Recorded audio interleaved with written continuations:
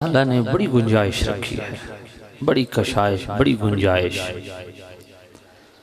कि अगर कोई औलाद ज़िंदगी में वालिदैन की खिदमत का माहक़ नहीं कर सकी या वालिदैन की वजह से कुछ ऐसी गफलत बरती जो कि गुनाह के ज़ुमरे में आती है या वालिदैन की नाराज़गी का सबब बनती है।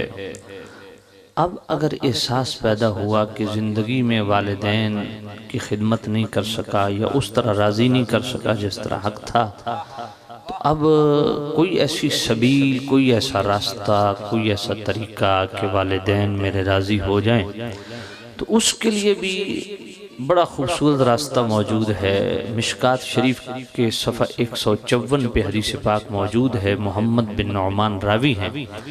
करीम रऊफ़ुर रहीम नबी ने फरमाया, मन ज़ारा क़ब्र अबवैहि औ अहदिहिमा फ़ी कुल्लि जुमअतिन गुफ़िर लहू कुतिब बर्रा औ कमा क़ाल अलैहिस्सलातु वस्सलाम। करीम रऊफ़ुर रहीम नबी फरमाते हैं कि जो औलाद मन ज़ारा ज़ियारत कर ले क़ब्र अबवैहि अपने वालिदैन की कब्र की, औ अहदिहिमा या दोनों वालिद वालदा की कब्र में से किसी एक की कब्र की ज़ियारत कर ले, फ़ी कुल्ल जुमा हर जुमे को, कुतिब बर्रा गुफ़िर लहू अल्लाह ऐसी औलाद के पिछले गुनाह माफ़ फरमा देता है। कुतिब बर्रा और ऐसी औलाद को अल्लाह अबरार में लिख देता है। तो अबरार वलियों के वलियों को कहते हैं। कुरान मजीद में अल्लाह फरमाता है ना, कफ़िर अन्ना सय्यिआतिना व तवफ़्फ़ना मअल अबरार। अल्लाह के वली भी अल्लाह की बारगाह में दुआ करते हैं, ए अल्लाह हमारा हशर अबरार के साथ करना। तो अबरार वलियों के वलियों को कहते हैं। तो जो औलाद हर जुमे को अपने वालिदैन की कब्र की ज़ियारत कर ले, अल्लाह ताला उनका हशर क़यामत के दिन अपने औलिया में करता है। तो इससे वालिदैन की कब्रों की ज़ियारत कभी सबूत मिला और कब्रों की ज़ियारत करना मसनून अमल है। बुखारी शरीफ, मुस्लिम शरीफ, सुनन नसई, सुनन इब्न माजा, जामिया तिरमिज़ी सब में हदीस पाक मौजूद है। बल्कि सब में ये बाब मौजूद है, बाब मा जाअ फ़ी ज़ियारतिल क़ुबूर। यानी बुखारी से लेकर मिशकात तक तमाम कुतुब हदीस में ये बाब है जिसका उन्वान है बाब मा जाअ फ़ी ज़ियारतिल क़ुबूर। ज़ियारत क़ुबूर पे मुहद्दिसीन ने अबवाब कायम किए हैं और बुखारी से लेकर मिशकात तक तमाम कुतुब हदीस में ये हदीस शेर फ़हरिस्त आपको मिलेगी जिसके रावी हज़रत बुरैदा हैं। हुज़ूर ने फरमाया, नहाइतुकुम अन ज़ियारतिल क़ुबूर फ़ज़ूरूहा। पहले मैं तुम्हें कब्रों की ज़ियारत से मना करता था, अब इजाज़त दे रहा हूँ कब्रों की ज़ियारत किया करो। तो ज़ियारत तो तभी मुमकिन होगी जब कब्र होगी। तो सामने जी इत्शाम, एक तो कब्रों की वजूद का भी पता चला कि कब्रों का वजूद होना ज़रूरी है। दूसरा, कब्रों की ज़ियारत के मुतल्लिक भी बुखारी से लेकर मिशकात तक तमाम कुतुब हदीस में पता चल गया कि कब्रों की ज़ियारत की खुद नबी पाक ने इजाज़त दी है। फिर शाह सित्ता की ही सुनन नसई शरीफ उठाइए, उसका सफ़ा 222, उस पर हदीस पाक मौजूद है। हज़रत उम्मुल मोमिनीन हज़रत अम्मा आयशा सिद्दीक़ा रज़ियल्लाहु ताला अन्हा खुद रिवायत करती हैं कि आक़ा करीम सल्लल्लाहु अलैहि वसल्लम रात की तन्हाई में उठ के जन्नतुल बक़ी में गए, वापस तशरीफ़ लाए।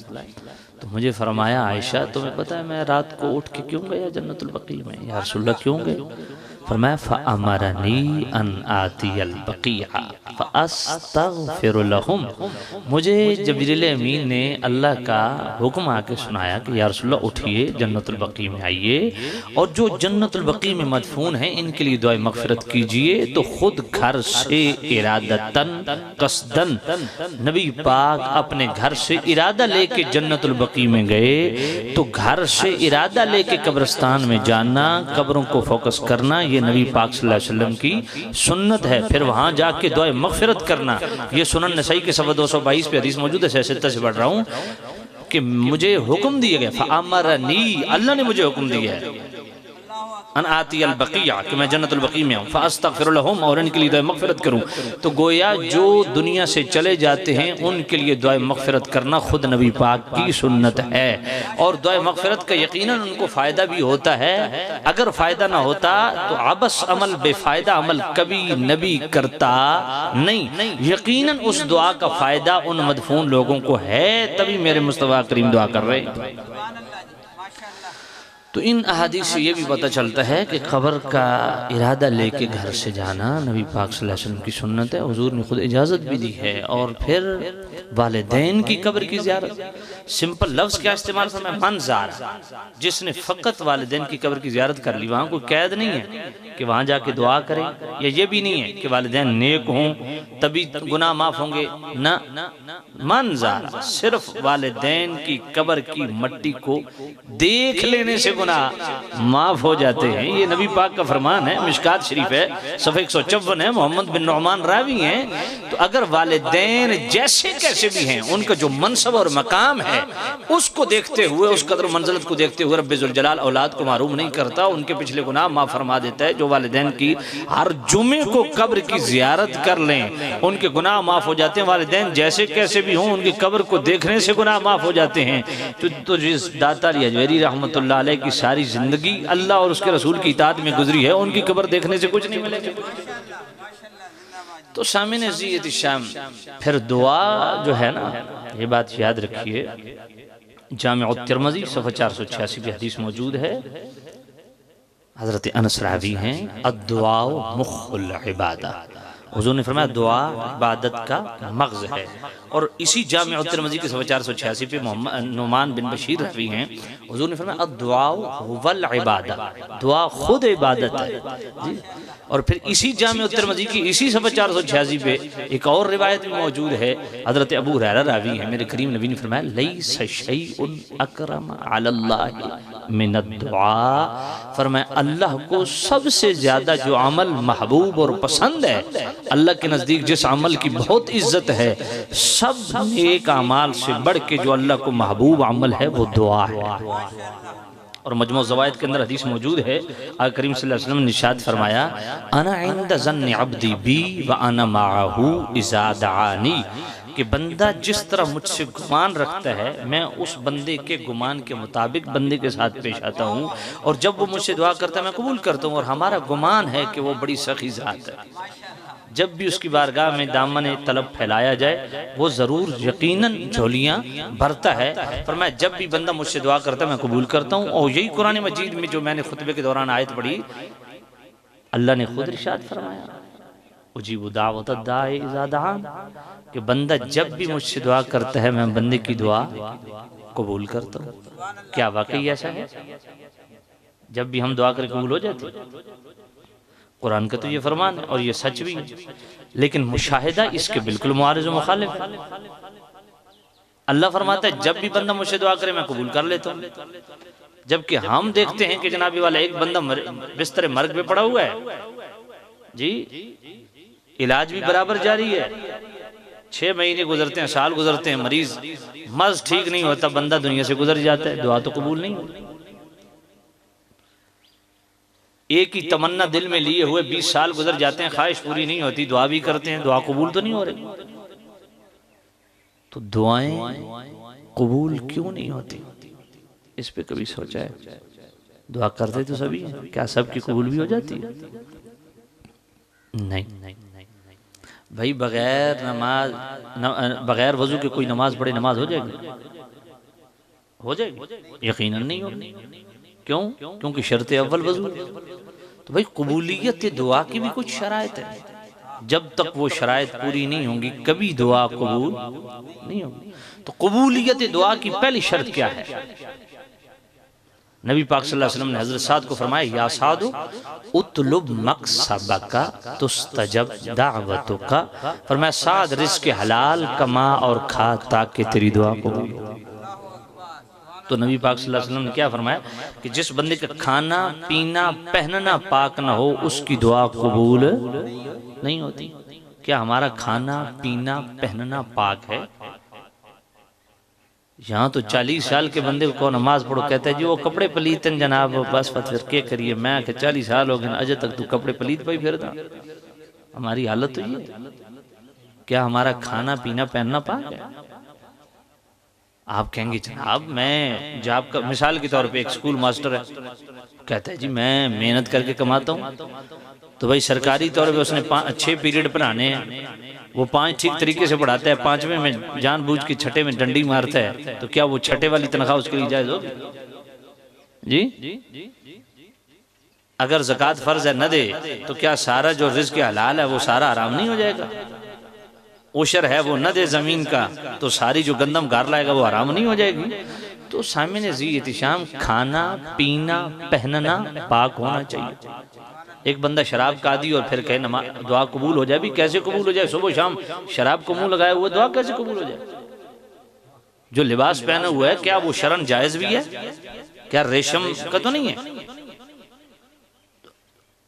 सोने की अंगूठी पहनी हुई है, कहता दुआ कबूल हो जाए, भी कैसे हो?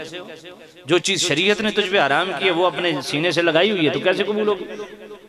तो खाना पीना पहनना जब तक पाक नहीं होगा दुआ कबूल। तो कबूलियत दुआ की पहली शर्त क्या है? खाना पीना पहनना पाक होना चाहिए। दूसरी शर्त क्या है? बंदा जालिम नहीं होना चाहिए। यहाँ तो नीचे से लेकर ऊपर तक जुल्म की एक तवील दास्तान है।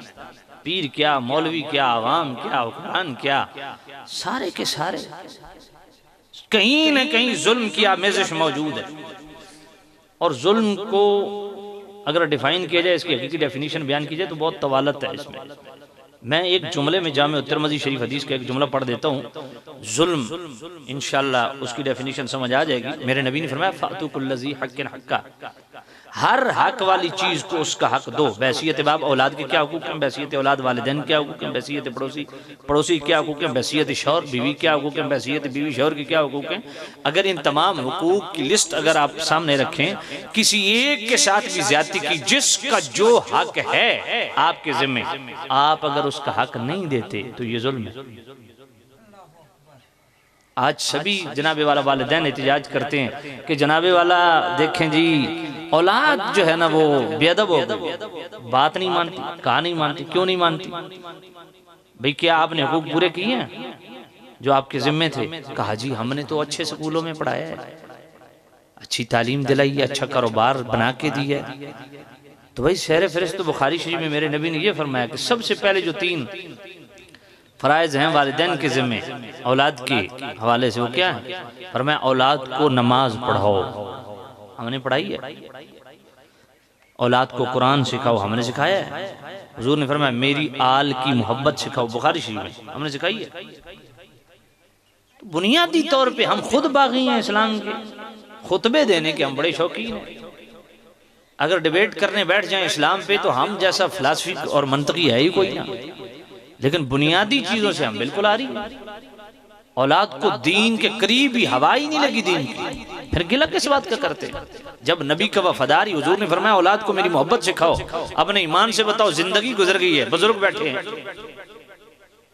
अपने जमीर से फैसला लो। कभी अपनी औलाद को बिठा के पूछा है क्या औलाद है बेटा बेटी तुम्हें पता है रसूलुल्लाह सल्लल्लाहु अलैहि वसल्लम की जात कैसी जात? हुजूर की मोहब्बत सिखाइए कि कायनात से बढ़ के, मुझसे भी बढ़ के, मैं तेरा बाप हूँ लेकिन मुझसे भी बढ़ के अगर मोहब्बत करनी है तो मोहम्मद रसूलुल्लाह से। कभी औलाद को बिठा के हुजूर की मोहब्बत के तज़किरे, हुजूर की शानें बताई हैं? नहीं बताई। नहीं, यही वजह है। बुनियादी जो चीज है वो यही है। आज मेरे बच्चे हैं तो अल्हम्दुलिल्लाह उनकी गुट्टी में मैंने ये चीज रखी है। और रात जब मैं घर होता हूँ तो जब तक नबी पाक सल्लल्लाहु अलैहि वसल्लम का कोई मौजज़ा, कोई वाक़या वो सुन नहीं तो वो मुझे नहीं सुने देते। कहते हैं बजी सुनाए, हुजूर की कोई बात सुनाए। तो ये क्या है? औलाद को बचपन से ये चीज सिखाओ। ये जो मीडिया पे अलंगे तलंगे सारे छिल्ले मुच्छे सकालर हमारे गले पड़े हुए, खुदा के लिए इनसे बचो।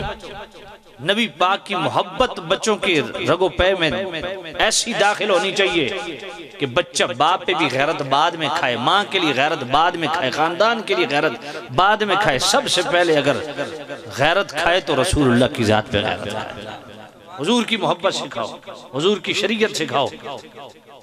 तो जिसके जिम्मे जो, अच्छा फिर हम उसमें भी बड़ा फर्क करते हैं। अगर बेटा हमारा बोल दे ना मैं फलां के घर शादी करूंगा तो सारा खानदान इकट्ठा हो जाता है। बेटे की ख्वाहिश है जी शादी करनी, अगर बेटी कह दे मैंने फलां शख्स से शादी करनी, फिर बंदूक निकाल लेते, गैरत का मसला बन जाता है। हम खानदानी गैरत रखते हैं, ईमानी गैरत हमें नहीं है। भाई मैं पूछना चाहता हूँ, हजरत खदीजतुल कुबरा ने हुजूर का निकाह का पैगाम हुजूर को भेजा था या हुजूर ने खदीजतुल कुबरा को निकाह का पैगाम भेजा था? हजरत खदीजतुल कुबरा ने निकाह का पैगाम भेजा था हुजूर। तो अगर बच्ची किसी ख्वाहिश के इज़हार कर दे फलां जगह शादी करनी है तो उसकी ख्वाहिश का एहतराम करो। तो ये खैर एक लंबी फहरिस्त है हुकूक की। तो बंदा जालिम नहीं होना चाहिए, खाना पीना पाक, दूसरा जालिम नहीं होना चाहिए। कबूलियत दुआ की तीसरी शर्त क्या है कि किसी भी कबीरा गुनाह में तसलसल और हमेशगी ना हो। आप इहया उल उलूम में इमाम गजाली की पढ़िए, काब अखबार फरमाते हैं कि बनी इसराइल के सारे लोग काज की वजह से बारिश नहीं आ रही, मैदान में आ गए, दुआ करने लगे, दुआ कबूल नहीं होती। मूसा अलैहिस्सलाम ने किया रसूलुल्लाह सारी कौम दुआ कर रही है, कबूल क्यों नहीं? फरमाया इनमें एक चुगलखोर है, जब तक वो तौबा ना कर ले या इनसे अलहदा ना हो जाए दुआ कबूल नहीं होगी। आप अंदाजा फरमाए, एक चुगलखोर है पूरी कौम में। यहाँ तो इल्ला माशाअल्लाह आवे काबा बिगड़ा, ऊंट ऊंट तेरी कौन सी कल सीधी, यहाँ तो मामला ही बिगड़ा हुआ है। एक शख्स पूरे मुआशरे में ऐसा है जो चुगली से बाज नहीं आता, उसकी वजह से दुआ किसी की कबूल ही नहीं होती। तो जहां हर बंदा चुगली पे, इसको तो हम गुनाह ही नहीं समझते, तो दुआएं कबूल कैसे हों? तो किसी भी कबीरा गुनाह में तसलसल और हमेशगी नहीं होनी चाहिए। गुनाह करे सच्चे दिल से तौबा कर ले, अल्लाह बड़ा गफूर है, लेकिन हमेशगी नहीं होनी चाहिए। किसी गुनाह पे इतना दलेर नहीं हो जाना चाहिए कि उस गुनाह से निदामत ही ना हो। यही तो बदबख्ती है कि गुनाह से निदामत ना हो। सच्चे दिल से तौबा कर ले, अल्लाह कबूल फरमाने वाला है। तो किसी भी कबीरा गुनाह में तसलसल ना हो। तो कबूलियत दुआ की कितनी शराइत हो गई? 3। कौन कौन सी? खाना पीना पहनना पाक हो, रिज़्क़ हलाल पाक, दूसरा बंदा जालिम ना, तीसरा किसी भी कबीरा गुनाह में हमेशगी और तसलसल नहीं होना चाहिए। चौथी कबूलियत दुआ की शर्त, जामिअ तिरमिज़ी की हदीस, इन्नल्लाह तआला ला युजीबु दुआ अब्द मिन क़ल्बिन साहिन व क़ल्बिन लाहिन। नबी पाक सल्लल्लाहु अलैहि वसल्लम फरमाया बेरग़बत और सुस्त और काहिल बंदे की दुआ कबूल नहीं होती। कैसे? जरा मेरी तरफ देखिए, ये हम दुआ करते हैं,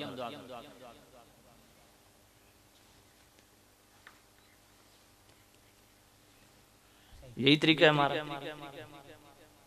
यही तरीका है ना दुआ कैसे कबूल हो। मैं इधर बुजुर्ग बैठे हैं, आपके इसमें गिरामी क्या है? अब्दुल मालिक साहब बैठे हैं, मैं इधर हाथ करता हूँ, जनाब अब्दुल मालिक साहब ये 10 रुपए जरा दीजिएगा, मुंह मेरा इस तरफ हो, मुझे मिलेंगे 10 रुपए। कहेंगे जी बंदा इतनी तमीज नहीं है, मांग मुझ से रहा है मुंह उस तरफ है, मांग अल्लाह से रहा है मुंह किस तरफ है, तवज्जो किस तरफ है, जब तवज्जो ही नहीं रब की तरफ। तो ये अजीब ही एक तमाशा है, तरीका ही नहीं पता कि दुआ कर किस मालिक। यहाँ ऐसे चो आ जाए ना, बड़े टेंशन सीधे खड़े हो जाते, खुजली भी नहीं होती हमें। और अल्लाह की बारगाह में जब दुआ कर रहे हैं तमीज ही नहीं है, दुआ का तरीका ही नहीं पता, दुआ करनी कैसे। 3 तरीके हैं दुआ के, सुन्नत के मुताबिक कीजिए कबूल होगी। एक तो सीने के सामने हाथ उठाना, ये यहाँ रख के हाथ, ये कोई दुआ नहीं है, ये मजाक के दुआ के साथ। और शर्म करना चाहिए ऐसे लोगों को जिनको रब से मांगना भी नहीं आता।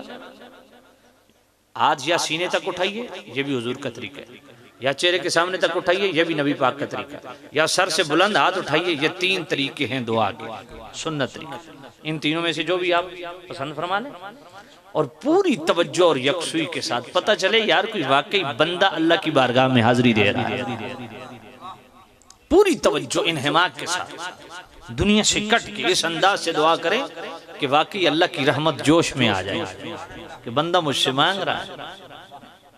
तो बेरग़बती और कायली और सुस्ती से दुआ ना मांगा करें, दिल के साथ दुआ मांगा करें, तवज्जो के साथ दुआ मांगा। दाएं बाएं देखना, खुजली करने की जरूरत नहीं है, पूरी तवज्जो से इन्हिमाक के साथ, आजिज़ के साथ रब की बारगाह में दुआ करें। कितनी शर्तें हो गई? 5वीं शर्त कबूलियत दुआ की, उदऊहु खौफन व तमआ, खौफ और उम्मीद की दरमियानी कैफियत में रह के दुआ करें। खौफ इतना ना हो कि जी वो साड़ियाँ कितना कबूल करता है, और उम्मीद भी इस तरह न लगा बैठे कि जी मैं जो पाप मर्जी करता रहूँ, बस जिस वक्त हाथ उठाऊंगा कबूल हो जाएगी। नहीं, अल ईमान बैन अल खौफ व रजा, ईमान खौफ और उम्मीद की दरमियानी कैफियत जो है ना, उसमें रहने का नाम ईमान है। इतना खौफ भी ना हो कि उम्मीद टूट जाए, इतनी उम्मीद भी ना हो कि गुनाहों से खौफ भी खत्म हो जाए।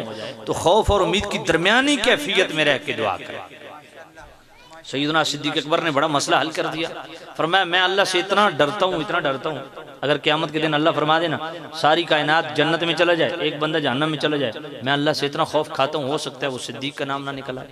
और अल्लाह की रहमत पे उम्मीद इतना रखता हूँ, अल्लाह फरमाया सारा हशर जन्नत में दोज़ख में चला जाए, एक बंदा जन्नत में चला जाए तो रब की रहमत पे उम्मीद इतनी है कि हो सकता है वो सिद्दीक का नाम नहीं। तो खौफ और उम्मीद की दरमियानी कैफियत में रह के दुआ करें।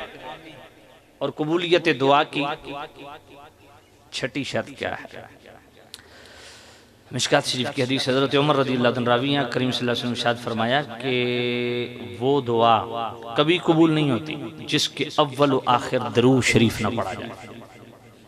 जब आप दुआ करते हैं अल्लाह की बारगाह में तो अव्वल व आखिर दरूद शरीफ, हज़रत उमर फरमाते हैं दुआ के जो अल्फाज हैं वो फ़ज़ा में मुअल्लक़ रहते हैं, ऊपर नहीं जाते। जब तक दरूद शरीफ नहीं पढ़ते दुआ कबूल नहीं होती। तो कबूलियत दुआ की छठी शर्त क्या है? जिक्र रसूल, नबी पाक पे दरूद व सलाम अव्वल व आखिर। और कबूलियत दुआ की सातवीं शर्त क्या है? इसने हसीन में मुहद्दिस इब्न जज़री लिखते हैं यतवस्सलु इलल्लाहि बिअंबियाइही वस्सालिहीन, फरमाया अल्लाह के नबियों और वलियों के वसीले से दुआ करें। ये कबूलियत दुआ की सातवीं शर्त है, यतवस्सलु इलल्लाहि बिअंबियाइही वस्सालिहीन, अल्लाह के नबियों और वलियों के वसीले से दुआ करना। और इसके लिए मैं आइए हज़रत आदम अलैहिस्सलाम की सुन्नत आपके सामने रखता हूँ। सूरह बकरा की आयत नंबर 37 से घर जाके देख लेना। अल्लाह का कुरान रब इरशाद फरमाता है, आज मैं खतीबाना रंग से हट के खिताब कर रहा हूँ क्योंकि इशाले सवाब की जो महफिल होती हैं बड़ा मुख्तसर टाइम होता है, हर बंदा मसरूफ़ होता है और फिर घरों की महफिलें होती भी इसी तरह हैं। मैं जो खिताब करता हूँ मेरे साकिब भाई जानते हैं, मेरा अपना एक माहौल है, अपना एक अंदाज़ है। तो आज खतीबाना रंग से हट के खिताब कर रहा हूँ। आयत पढ़ देता हूँ तरन्नुम में, अल्लाह का कुरान सूरह बकरा आयत नंबर 37, अल्लाह का कुरान कि आदम अलैहिस्सलाम की सुन्नत भी यही है कि वो किसके वसीले से दुआ करते हैं। फतलक़ा आदम मिन रब्बिही कलिमातिन फताब अलैहि,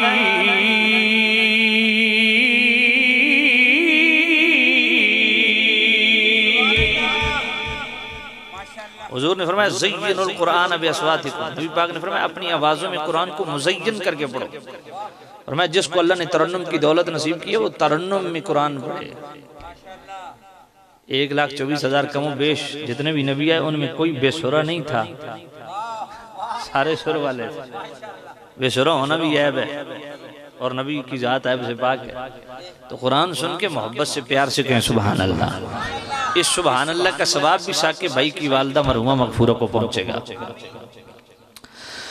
फतलक़ा आदम मिन रब्बिही कलिमातिन फताब अलैहि,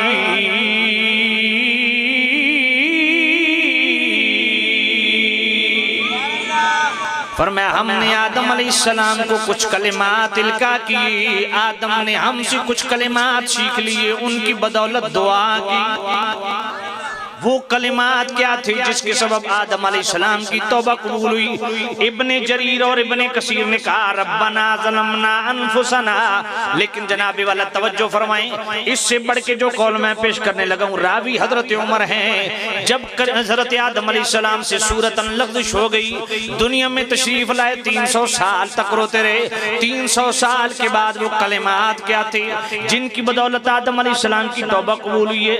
इमाम बुखारी की तारीखुल कबीर पढ़िए, उसके अंदर मौजूद मौजमुस सगीर इमाम तबरानी की पढ़िए, उसके अंदर मौजूद इमाम हाकिम मुस्तदरक अल सहीहैन के अंदर भी लिखते हैं, इमाम जलालुद्दीन सूती दुर्र मंसूर के अंदर लिखते हैं, इमाम नूरुद्दीन हैसमी मजमू ज़वाइद के अंदर लिखते हैं, इमाम अबू नुआइम हिलियतुल औलिया के अंदर लिखते हैं, इमाम अब्दुर्रहमान सालबी रहमतुल्लाह अलैह तफसीर सालबी के अंदर लिखते हैं कि इब्ने तैमिया ने फतावा इब्ने तैमिया के अंदर लिखा, इब्ने कसीर ने जनाबे वाला तफसीर इब्ने कसीर में रब्बना ज़लमना अनफुसना के अल्फाज लिखे, लेकिन अल बिदाया व निहाया में उसने भी यही लफ्ज लिखे जो मैं पढ़ने वाला हूँ। फिर जनाबे वाला इमाम इस्माइल हक्की रहमतुल्लाह अलैह तफसीर रूहुल बयान के अंदर लिखते हैं, अल्लामा आलूसी बगदादी साहिब तफसीरुल मानी भी लिखते हैं, और इमाम मोहम्मद बिन मूसा मदाली मराखशी रहमतुल्लाह अलैह मिसबाहुज़ ज़लाम फिल मुस्तगीसिन बिखैरिल अनाम अलैहिस्सलातु वस्सलाम फिल यक़ज़ वल मनाम, पूरी किताब का नाम उसमें भी ये लिखते हैं। और जनाबे वाला शिफा उस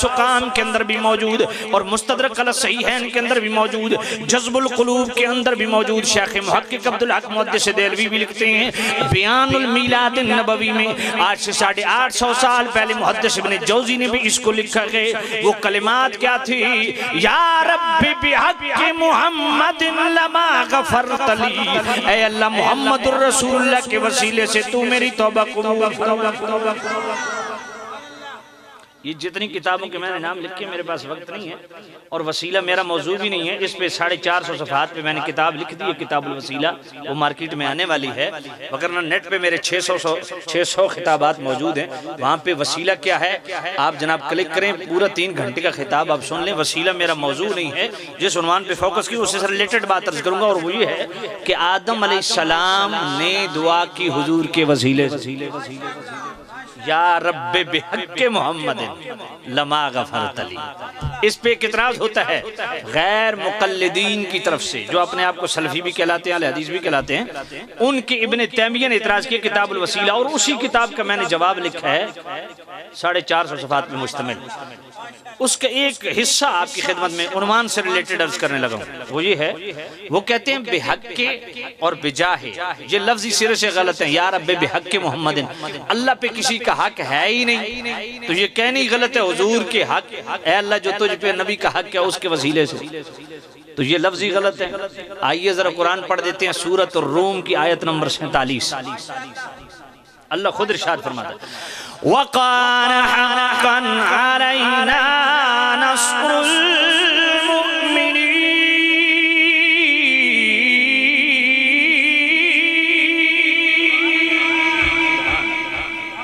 अल्लाह फरमाता है, ये सूरह रूम है, आयत नंबर 47। अल्लाह फरमाता है मोमिनों का मुझ पे हक है कि मैं मोमिनों की मदद करूं। वकान हक्कन अलैना, और सूरह यूनुस की आयत नंबर 103 पढ़िए, अल्लाह का कुरान।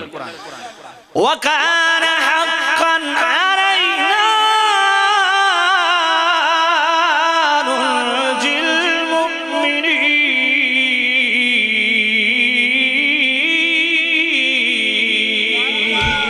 ये सूरह यूनुस की आयत नंबर 103 है, घर जाके पढ़ लेना, तफसील का वक्त नहीं है। अल्लाह फरमाता है मोमिनों का मुझ पे हक है, वकान हक्कन अलैना, मुझ पर हक है मोमिनों का। क्या? नुंजिल मोमिनीन, कि मैं मोमिनों को निजात अता फरमाऊं। अल्लाह इतना करीम है, अगर उसने मोमिनों का अपने आप पे ये हक वाजिब नहीं है, अल्लाह पे किसी का हक वाजिब नहीं है, ये बात याद रखिए। ये टिपिकल गुफ्तगू है, शरीयत की बोली है, शायद आपको समझना है। अल्लाह ने खुद अपने जिम्मे करम पे हक रखा है कि मैंने जब पैदा किया है, मेरी मखलूक है, तो मैं इनकी जब हाजत पूरी नहीं करूंगा, मैं इनकी मदद नहीं करूंगा, मैं इनको निजात नहीं दूंगा, तो फिर और कौन निजात देगा?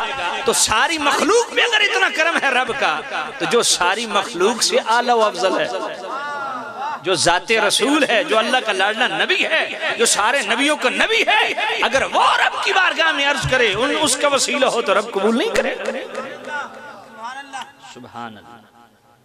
बल्कि आइए सूरह बकरा की आयत नंबर 89 पढ़िए, अल्लाह का कुरान, अल्लाह का कुरान, अल्लाह इरशाद फरमाता है सुभान अल्लाह। वकानू मिन क़ब्लु यस्तफ्तिहूना अलल्लज़ीना कफ़रू।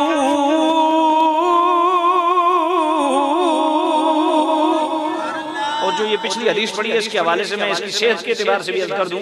कोई कहेगा ज़ईफ है जी, मौजू है जी, मुरसल है जी। और मैं 2011 में यूएई में गया था, तकरीबन 36 किताबात मैंने किए थे दुबई, अबू ज़ैबी, शारजा में। तो जब मैं अबू ज़ैबी से वापस शारजा की तरफ आ रहा था, तो रास्ते में एक जगह मैं ज़ोर की नमाज के लिए रुका, तो वहाँ पे मेरी नज़र पड़ गई लिटरेचर पे, सऊदी अरब वजारत मजहबी उमूर सऊदी अरब की शाफात प्रिंटिंग प्रेस की तरफ से छपा हुआ। यकीन जानिए पढ़ के जो है ना, इतना दुख हुआ, इतने जाहिल किस्म के लोग हैं यार। कोई शिर्क को, वसीले को सीधा सीधा शिर्क क्या देते हैं। उसके बाद आके मेरा ज़हन बना कि इस पे लिखूं, और उस पे अल्हम्दुलिल्लाह बड़ा तफसीली खिताब मैंने किया, और मैंने 29 आयात और 100 हदीसें इस उन्वान पे जमा की हैं।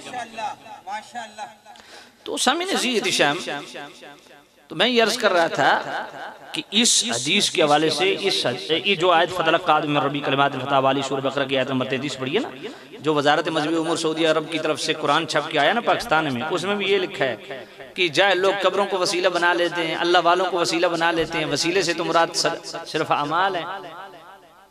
तो वसीला मेरा मौजूद चूंकि नहीं है, लेकिन मैं टच दे देता हूँ, या अय्युहल्लज़ीना आमनू इत्तक़ू वसीला, ये आयत पढ़ो ना, कहते हैं इससे मुराद तो अमाल है।